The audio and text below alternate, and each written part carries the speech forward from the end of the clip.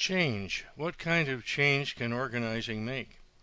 Change is specific, concrete, and significant.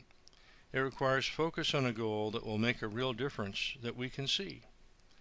It is not about creating awareness or having a meaningful conversation or about giving a great speech. It's about specifying a clearly visible goal, explaining why achieving that goal can make a real difference in meeting the challenge that your constituency has to face.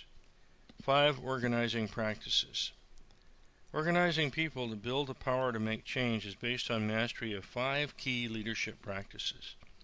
These 5 practices can change individuals, how their groups operate, and how the world looks, feels, and is. These are the 5 organizing practices. Shared story that changes disorganization, which is largely passive, to organization, which is active. Relational commitment, which changes disorganization, which is divided, to organization, which is united. Clear structure, which changes the drift in disorganization to purpose in organization. Creative strategy changes the reactive mode in disorganization to a proactive mode in the organization. And effective action changes inaction in disorganization to change in organization.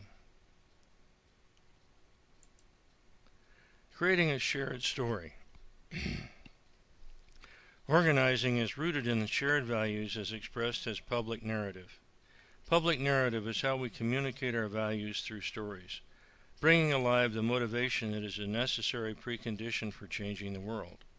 Through public narrative, we tell the story of why we are called to leadership, the story of self, the values of the community within which we are embedded that calls us to collective leadership, the story of us, and the challenges to those values that demand present action, the story of now. Values-based organizing, in contrast to issue-based organizing, invites people to escape their issue silos and to come together so that their diversity becomes an asset rather than an obstacle. And because values are experienced emotionally, people can access the moral resources, the courage, hope, and solidarity that it takes to risk learning new things and explore new ways of doing things. By learning how to tell a public narrative that bridges the self, us, and now, organizers enhance their own efficacy and create trust and solidarity within their campaign, equipping them to engage others far more effectively. Creating shared relational commitment. Organizing is based on relationships and creating mutual commitments to work together. It's the process of association, not simply aggregation, that makes a whole greater than the sum of its parts. Through association, we can learn to recast our individual interests as common interests, allowing us to envision objectives that we can use our combined resources to achieve. And because it makes us more likely to act to assert those interests, relationship building goes far beyond delivering a message, extracting a contribution, or soliciting a vote.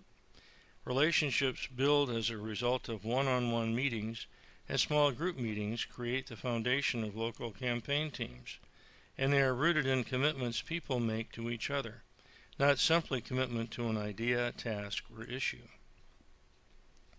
Creating shared structure. A team leadership structure leads to effective local organizing that integrates local action within statewide, nationwide, and even global purpose. Volunteer efforts often flounder due to a failure to develop reliable, consistent, and creative individual local leaders. Structured leadership teams encourage stability, motivation, creativity, and accountability, and use volunteer time, skills, and effort effectively. They create the structure within which energized volunteers can accomplish challenging work. Teams strive to achieve 3 criteria of effectiveness: meeting the standards of those they serve, learning how to be more effective at meeting outcomes over time, and enhancing the learning and growth of individuals on the team. Team members work to put in place 5 conditions that will lead to effectiveness: a real team, bounded, stable, and interdependent; engaging direction, clear, consequential, and challenging; enabling structure, work that is interdependent, clear group norms, and a diverse team with the skills and talents needed to do the work. Creating shared strategy. Although based on broad values, effective organizing campaigns learn to focus on a clear strategic objective, a way to turn those values into action and unleash creative deliberation. For example, elect Barack Obama president, desegregate buses in Montgomery, Alabama, getting to 100% clean energy, etc. Statewide campaigns locate responsibility for the statewide strategy at the top or at the center, but are able to chunk out strategic objectives in time, deadlines, and space local areas as a campaign, allowing significant local responsibility for figuring out how to achieve those objectives. Responsibility for strategizing local objectives empowers, motivates, and invests local teams. This dual structure allows the movement as a whole to be relentlessly well-oriented and fosters the personal motivation of the volunteers to be fully engaged. Creating shared measurable action. Organizing outcomes must be clear, measurable, and specific if progress is to be evaluated, accountability practiced, and strategy adapted based on experience. Such measures include volunteers recruited, money raised, people at a meeting, voters contacted, pledge cards signed, laws passed, etc. Although electoral campaigns enjoy the advantage of very clear outcome measures, any effective organizing drive must come up with the equivalent. Regular reporting of progress to goal creates opportunities for feedback, learning, and adaptation. Training is provided for all skills, including, for example, holding house meetings, phone banking, etc., to carry out the program. New media may help enable reporting, feedback, and coordination. Transparency exists to demonstrate how individuals, group, and the campaign as a whole are doing with regard to their progress toward their goal. Our workshop is also organized as a campaign, a way of mobilizing time, resources, and energy to achieve an outcome, and to treat time as an arrow rather than a cycle. Thinking of time as a cycle helps to maintain routines, normal procedures, our annual budgets, etc. Thinking of time as an arrow focuses on making change, on achieving specific outcomes, on focusing our effort. A campaign is time as an arrow. It is an intense stream of activity that begins with a foundational period, builds to a kickoff, builds to periodic peaks, and culminates in a final peak followed by a resolution. Our workshop will follow the same pattern, with each practice building on what went before and creating a foundation for what comes next. Here's the illustration. For the foundation, the kickoffs, the interim peaks, the big peak, resolution, as opposed to an organizational cycle, this is the campaign arrow.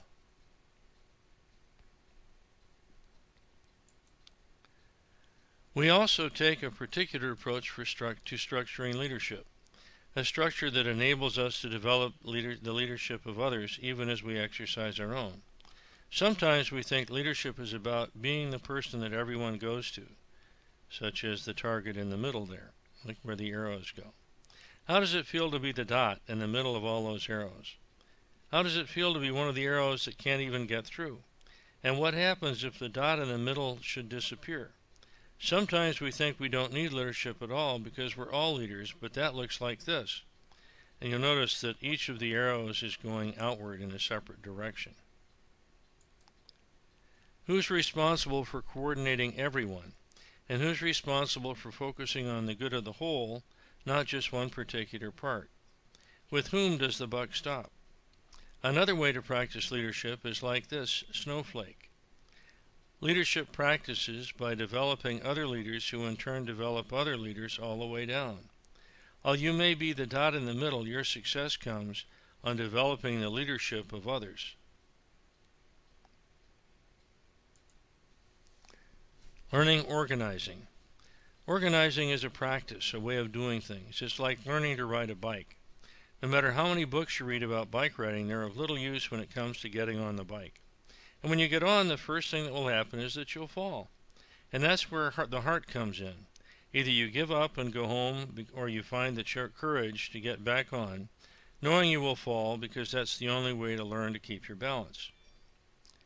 When you look at this illustration, the rear wheel is the narrative, the front wheel is the strategy, the pedal are the relationships, the wheel spokes themselves are commitment, and the frame of the bicycle is structure.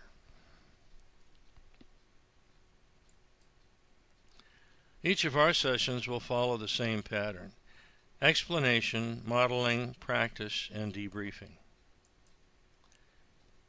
Introduction to public narrative, the story of self, us, and now. Introduction to public narrative. Creating a public narrative. Goals for this session. Learn why public narrative is an essential leadership skill. Learn how public narrative works, values, emotion, and story structure. Learn how to learn to tell your public narrative. A quote from Hillel, a first century Jerusalem sage. If I am not for myself, who will be for me? When I am only for myself, what am I? If not now, when? And you see the illustration here, the story of self, the call to leadership. The story of us, shared values, shared experience. The story of now, strategy and action. Those three components form the interrelating part of public narrative. And you see the connection between self and the story of now is purpose. Crafting a complete public narrative is a way to connect three core elements of leadership practice: story, why we must act now, that's the heart; strategy, how we can act now, that's the head; and action, what we must do to act now, that's the hands. As Rabbi Hillel's powerful words suggest, to stand for yourself is a first but insufficient step. You must also construct the community together with whom you stand, and move that community to act together now. To combine stories of self, us, and now, find common threads in values that call you to your mission, values shared by your community, and challenges to those values that demand action now. You may want to begin with a story of now, working backward through the story of us, with whom you are working, to the story of self in which your calling is grounded. Public narrative is a practice of leadership. Leadership is about accepting responsibility for enabling others to achieve purpose in the face of uncertainty.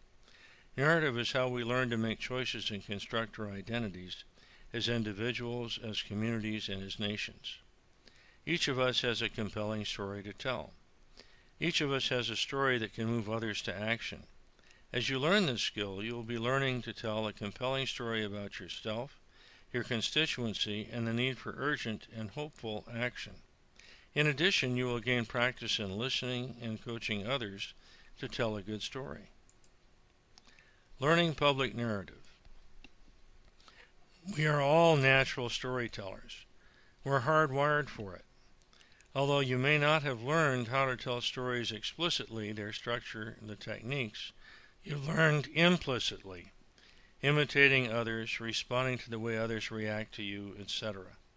In this workshop, you will learn the tools to make the implicit explicit. We will use a 4-stage pedagogy: explain, model, practice, and debrief. We'll explain how story works. You will observe a model of storytelling. You will then practice your own story, and you will then debrief your practice with others. You will learn this practice the way we learn any practice, the same way we learn to ride a bike. Whatever we read, watch, or are told about bike riding, sooner or later we have to get on. And the first thing that usually happens is that you fall off. This is the key moment, and this is the key moment, you either give up or find the courage to get back up on the bike, knowing you will continue to fall until eventually you learn to keep your balance. In this workshop, you'll have the support of your written materials, peers, and coaches. You will also learn to coach others in telling their stories. We're all fish, so to speak, in the water of our own stories. We have lived them all our lives, and we so often need others to ask us probing questions, challenge us to explain why, and to make connections we may have forgotten about so that we can tell our stories in ways others can learn from them. We all live rich, complex lives with many challenges, choices, and outcomes of both failure and success. We can never tell our whole life story in 3 minutes. We're learning to tell a 3-minute story is the first step in mastering the craft of public narrative. This time limit forces on getting to the point, offering images rather than lots of words, and choosing points strategically.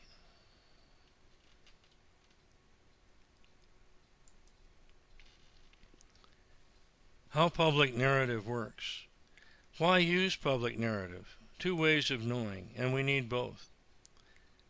Public leadership requires the use of both the head and the heart to mobilize others to act effectively on behalf of shared values. It engages people in interpreting why they should change the world, their motivation, and how they can act to change it, their strategy.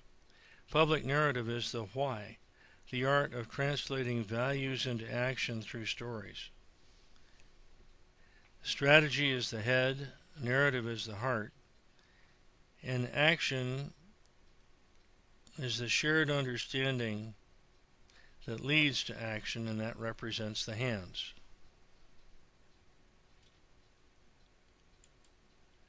The key to motivation is understanding that values inspire action through emotion. Emotions inform us of what we value in ourselves, in others, and in the world, and enable us to express the motivational content of our values to others. Stories draw on our emotions and show our values in action, helping us feel what matters rather than just thinking about or telling others what matters. Because the stories allow us to express our values not as abstract principles, but as lived experience, they have the power to move others. So you see the imagery from values to emotion to action.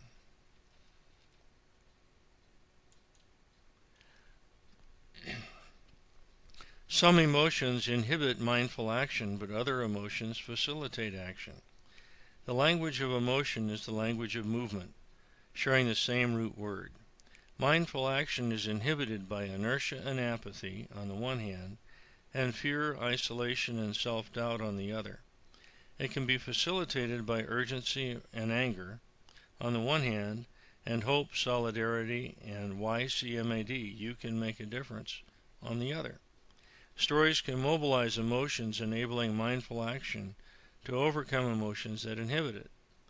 Action inhibitors and action motivators. And you see that the motivators overcome the inhibitors.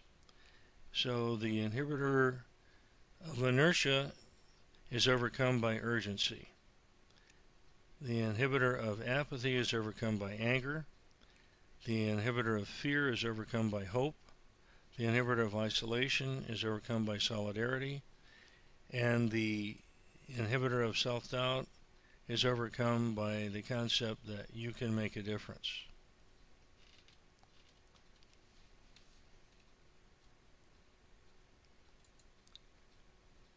The 3 key elements of public narrative: challenge, choice, and outcome. A plot begins with an unexpected challenge that confronts a protagonist pursuing a purpose with an urgent need to pay attention, to choose how to respond, how to act, a choice for which she or he is unprepared. The choice yields an outcome that teaches a moral. When we can empathetically identify with the character, we can experience the emotional content of the experience, learning the moral with our hearts, not only our heads. We not only hear about a person's courage, we can be inspired by it. The story of the character, his or her struggle to choose, the values that enabled him or her to act, engages listener in recalling their own stories of struggles, choices, and action, the values that move them, offering new insight into their own lives.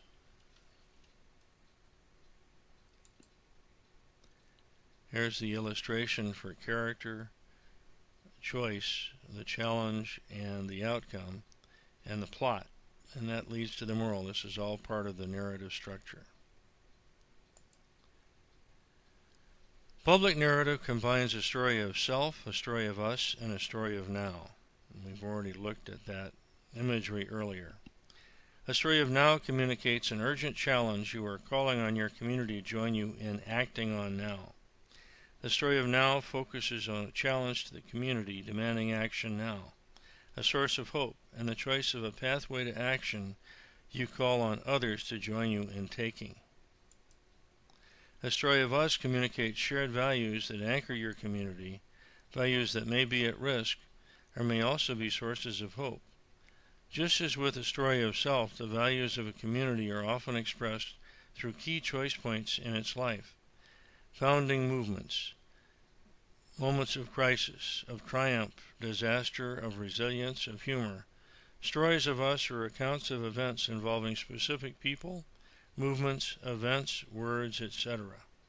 A story of self communicates the values that cause you to lead in this way, in this place, at this time. Each of us has compelling stories to tell. In some cases, our values have been shaped by choices others, parents, friends, and teachers have made. And we've chosen how to deal loss, even as we found access to hope. Our choices have shaped our own life path. We dealt with the challenges as children, finding our way to a calling, responding to needs, demands, and gifts of others, confronted leadership challenges in places of worship, in schools and communities and at work. Creating a shared story, the story of self. Why am I here? The story of self. The goals for this session. Learn how to tell a story of self in a way that communicates your values. Learn how to coach others by giving feedback on their story of self. What is a story of self? You tell a story of self to enable others to get you, to experience the values that call you not only to serve the cause you serve, but to accept the responsibility to lead. The key is to focus on choice points, moments when your values counted in the choices you made, in response to challenge, to uncertainty. When did you first care about being heard, about others, about abuses of power, about poverty? Why? When did you feel you had to do something? Why did you feel you could? What were the circumstances? A story of self can be powerful due less to the high or tragic drama than to the courage you show in allowing others to see something of yourself. Not your deepest secrets, but the key shaping moments in your life. Incorporating challenge, choice, and outcome in your own story. Ask yourself questions to focus on choices you made along the way that brought you to this point in time as a leader. Once you identify a specific choice point, dig deeper by trying to answer the following questions. Challenge. Why did you feel it was a challenge? What was so challenging about it? Why was it your challenge? Choice. Why did you make the choice you did? Where did you get the courage or not? Where did you get the hope or not? Did your parents, grandparents, or other life stories teach you how to act in that moment? How did it feel? Outcome. How did the outcome feel? Why did it feel that way? What did it teach you? What do you want to teach us? How do you want us to feel? A word about challenge. Sometimes people see the word challenge and think they need to describe the misfortunes of their lives. A struggle may be of your own choosing, a high mountain you decided to climb, not only a valley you managed to climb out of. Any number of things may have been a challenge to you and be the source of a good story to inspire others. The story of self grounds your story of now and your story of us. Remember, you will be grounding your story of now and your story of us in your story of self. So ask yourself the following 3 questions. What will I be calling on others to do? Why do you care? When? What values shared by your community will you call upon? When did you acquire these values? Why have you accepted responsibility to lead? When was the first time you did, and why? We go back again to the narrative structure with character and the choice where you have a challenge, you make a choice, you have an outcome, and then there's a moral to the story. At this point, please pause this video and go to the link that you see above and watch the first 7 minutes of Barack Obama's speech at the 2004 Democratic National Convention.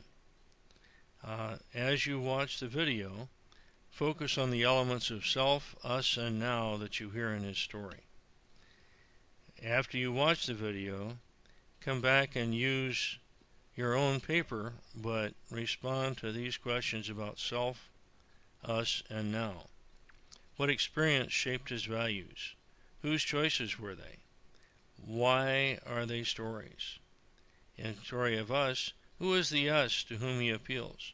And what moments of choice does he recall? What are the values? In the story of now, what challenges to those values does he describe? What's the source of hope? And what action does he ask you to join? Ask us to join.